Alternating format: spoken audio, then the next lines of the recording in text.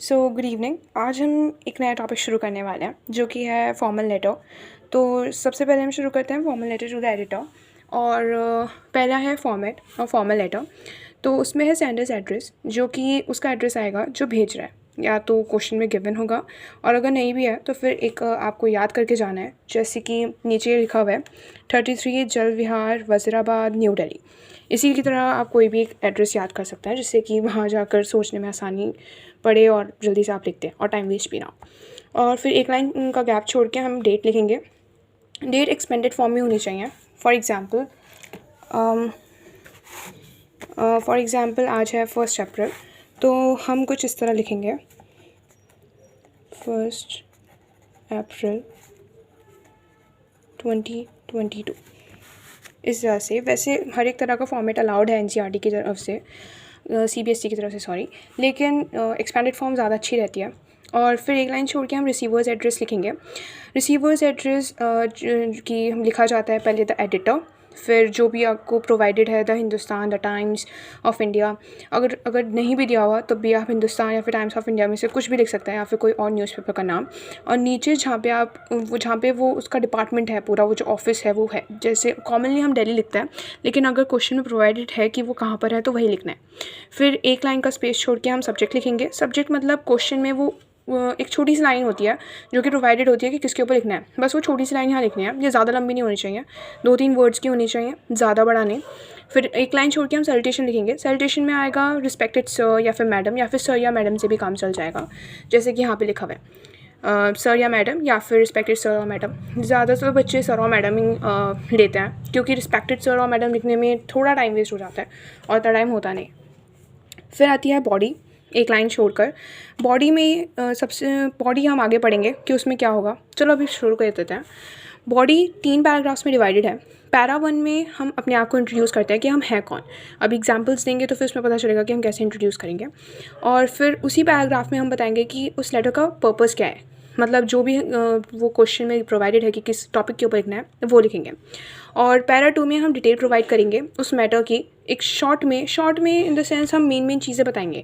कोई बड़ी कहानी नहीं लिखनी है, एक छोटी सी चीज़ बताएंगे कि उससे क्या प्रॉब्लम्स हो रही हैं। और पैराग्राफ 3 में हम कंक्लूड करेंगे कि कंक्लूड मतलब हम ये भी लिख सकते हैं कि हम कैसे वो चीज़ स्टॉप कर सकते हैं। वैसे ज़्यादा लिखना अच्छा नहीं होगा, क्योंकि इस तरह से हम बताएंगे कि बड़े ऑफिशियल्स को हम एक तरह से ऑर्डर करेंगे और कि तुम्हें ये सब करना चाहिए, तो वो ज़्यादा लिखना नहीं चाहिए। और एंड में हम फिर एडिटर को थोड़ा सा तारीफ़ करेंगे, उसको रिस्पेक्टफुली रिक्वेस्ट करेंगे कि आप प्लीज़ अपना हमारा जो ये लेटर है वो अपनी न्यूज़पेपर में एक तरह से उसको लिखिए, उसको प्रेजेंट करिए सबके सामने। तो अभी हम देखेंगे कि ये सब लिखने कैसे हैं। तो पहले हम बॉडी की बात करते हैं, क्योंकि बाकी वो तो हम लेटर के एग्जाम्पल्स में ही देख लेंगे, ऊपर का जो भी था। तो पैरा 1 में हम बिगनिंग जो करेंगे वो हम इससे कर सकते हैं। Through the editorial column of your esteem newspaper I wish to draw the kind attention of the concern authorities regarding जो भी टॉपिक हमारे क्वेश्चन में प्रोवाइडेड है। और पैराग्राफ 2 में हम जो मिडिल पैराग्राफ है उसके अंदर वो साइड डिटेल्स होनी चाहिए, जो कि बताएगा कि उसके क्या हो रहा है, इससे क्या लोग के ऊपर परेशानियाँ आ रही हैं, कुछ भी जो कि उस क्वेश्चन के अंदर जो टॉपिक है उससे हुआ है। फिर पैराग्राफ 3 में हम ये लिख सकते हैं I shall really be really thankful to you for providing a relevant space to my concern in your prestigious newspaper. या फिर अगर आपको पैराग्राफ 3 बड़ा करना है और थोड़ी और अच्छी लैंग्वेज, फॉर्मल लैंग्वेज इस्तेमाल करनी है, तो हम ये भी लिख सकते हैं कि it is high time that the concern authorities should wake up to this social cause and try to control the rising price so that people can lead a comfortable and peaceful life. यहाँ पे social cause और rising price की जगह हम वो लिख सकते हैं जो क्वेश्चन के अंदर प्रोवाइडेड है, क्योंकि ये तो सिर्फ एक एग्जाम्पल के तौर पे लिखा हुआ है, लेकिन इसकी जगह हम वो लिख सकते हैं सोशल कॉज और राइजिंग प्राइस की जगह जो क्वेश्चन में हमें दिया हुआ है। तो और उसके नीचे जाके हम जब ये ख़त्म हो जाएगा तो हम इसके नीचे लिख सकते हैं I shall really be greatly thankful to you for providing a relevant space to my concern in your prestigious newspaper. और फिर एंड में हमें कॉम्प्लीमेंट्री क्लोज लिखना है, एक लाइन का स्पेस छोड़ के, जो कि यहाँ पे है बॉडी के बाद एक लाइन का स्पेस छोड़ के कॉम्प्लीमेंट्री क्लोज। तो उसमें हम लिखेंगे थैंकिंग यू, योर्स सिंसियरली। हम योर्स ट्रूली भी लिख सकते हैं, योर्स काइंडली भी लिख सकते हैं। और फिर सेंटेंस नेम अगर प्रोवाइडेड है तो वही लिखना है, और अगर नहीं है तो XYZ, अपना नाम लिख के नहीं आना है। उसके बाद फर्स्ट क्वेश्चन है कि युवा प्रभु कुमार या फिर पार्वती, बॉयज़ के लिए प्रभु कुमार और पार्वती कुमारी गर्ल्स के लिए। और 17E Ravidas road Kochi. 17E Ravidas Kochi ये हमें प्रोवाइडेड एड्रेस है जो कि सेंडर्स एड्रेस है। Write a letter to the editor of a newspaper about the nuisance caused by loud speakers in the city during examination days drawing attention of the authorities concern to the problem. तो इसमें हमें एक letter लिखना है editor को। Newspaper का नाम दिया हुआ नहीं है तो हमें अपनी खुद की तरफ से लिखना है, और उसका एड्रेस भी नहीं है कि उसका जो भी ऑफिस है वो कहाँ है, तो वो भी हमें खुद की तरफ से लिखना है। तो मोस्टली दिल्ली लिखा जाता है, और द हिंदुस्तान और द टाइम्स ऑफ इंडिया में से आप कुछ भी लिख सकते हैं। और इसका टॉपिक है कि न्यूसेंस जो हो रहा है लाउड स्पीकर्स की वजह से, वो भी एग्जामिनेशन डेज़ के दौरान आपकी सिटी में, उसके ऊपर आपको एक लेटर लिखना है आपके किसी भी मतलब जो भी एडिटर आप भेजना चाहते हैं उसको। तो उस पर एक लेटर है, तो ये रहा वो एग्जाम्पल। तो सबसे पहले हम लिखेंगे एड्रेस जो हमें दिया हुआ है 17E रविदास रोड कोची। एक लाइन का स्पेस छोड़ के डेट एक्सपेंडेड फॉर्म में जो कि 1 अप्रैल 2022 है। जिस दिन आप लिख रहे हैं उसी दिन का लिखें। उसके बाद एक लाइन छोड़ के the editor the Hindustan new Delhi. फिर ये हो गया रिसीवर्स एड्रेस। यहाँ पे द हिंदुस्तान लिखा है, द टाइम्स ऑफ इंडिया भी लिख सकते हैं, और न्यू दिल्ली की जगह आप दिल्ली भी लिख सकते हैं, आगरा, जो भी जगह हो, लेकिन अगर क्वेश्चन में प्रोवाइडेड नहीं है तभी। फिर हम एक लाइन छोड़ के सब्जेक्ट लिखेंगे। सब्जेक्ट है nuisance caused by loud speakers in the city. उसके बाद हम लिखेंगे 1 लाइन छोड़ के रिस्पेक्टेड सर या फिर सिर्फ सर, और फिर 1 लाइन छोड़ के हम पैराग्राफ 1 करेंगे जिसमें हम अपना इंट्रोडक्शन देंगे। सबसे पहले that I have been a resident of Ankur Vyas. Ankur Vyas ऐसे ही लिखा हुआ है, आप भी ऐसे किसी भी पेपर में लिख सकते हैं। ये एक सोसाइटी का नाम है। From last 5 years through the column of your esteemed newspaper, I would like to draw the kind attention of concerned authorities towards the nuisance caused by loudspeakers in the cities during examination days. तो ये वो problem थी जो question में provided थी। ये बिल्कुल same line लिखी हुई है, nuisance caused by loud speakers in the city during examination days. तो बस यहीं तक छोटी सी लाइन लिखनी है।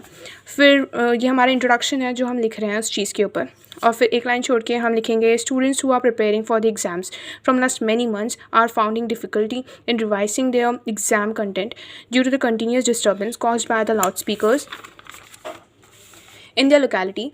This also causes noise pollution, which is harmful to our environment. Also, senior citizens are facing severe ear problems. तो इसके अंदर हमने ये बता भी दिया कि स्टूडेंट्स प्रॉब्लम फेस कर रहे हैं क्योंकि उन्होंने पिछले काफ़ी महीनों से जो मेहनत की थी अब वो उसे रिवाइज़ नहीं कर पा रहे क्योंकि लाउड स्पीकर्स की वजह से जो कंटिन्यूस डिस्टर्बेंस हो रहा है उसकी वजह से। और दूसरा हमने ये भी बताया कि नॉइज़ पॉल्यूशन से हमारा इन्वायरमेंट भी हार्म होता है। और तीसरे हमने ये बात भी ऐड कर दिया कि सीनियर सिटीजन्स को भी काफ़ी दिक्कत का सामना करना पड़ रहा है क्योंकि उनकी ईयर प्रॉब्लम्स हो रहे हैं, उनके कानों में दर्द हो रहा है। ज़्यादा वो लिखने की ज़रूरत नहीं है क्योंकि ये एक्स्ट्रा चीज़ है। मेन चीज़ हमने मेंशन कर दी, पैराग्राफ क्लोज, ज़्यादा कुछ एक्स्ट्रा नहीं लिखना है। फिर 1 लाइन छोड़ के हम लिखेंगे it is high time that the concern authorities should wake up to this cause and try to control the nuisance caused by the loud speakers so that people can lead a comfortable and peaceful life. तो इसमें हमने बता दिया है कि concern authorities को इस चीज़ के ऊपर ध्यान देना चाहिए। और अगर मन है तो हम इसके नीचे ये भी लिख सकते हैं जो अभी हमने यहाँ पे पढ़ा था कि it is I will be greatly thankful to you for presenting my letter in your prestigious newspaper। वो बड़ी बड़ी लाइंस हम इसमें लिख सकते हैं बस लेटर को बड़ा बनाने के लिए और थोड़ा और फॉर्मल लैंग्वेज को सपोर्ट करने के लिए। और फिर एक लाइन बाद हम कॉम्प्लीमेंट्री क्लोज लिखेंगे, थैंकिंग यू योर सिंसियरली या फिर काइंडली, और जो भी आपको नाम प्रोवाइड किया गया है वो। एंड नेक्स्ट वीडियो में हम पढ़ेंगे फॉर्मल लेटर टू द मतलब कंप्लेंट। हाँ, कंप्लेंट करने के लिए फॉर्मल लेटर कैसे लिखते हैं, उसका फॉर्मेट, उसका एग्जाम्पल। और अभी के लिए एक क्वेश्चन मतलब एक होमवर्क टाइप क्वेश्चन है इस formal letter to the editor के लिए।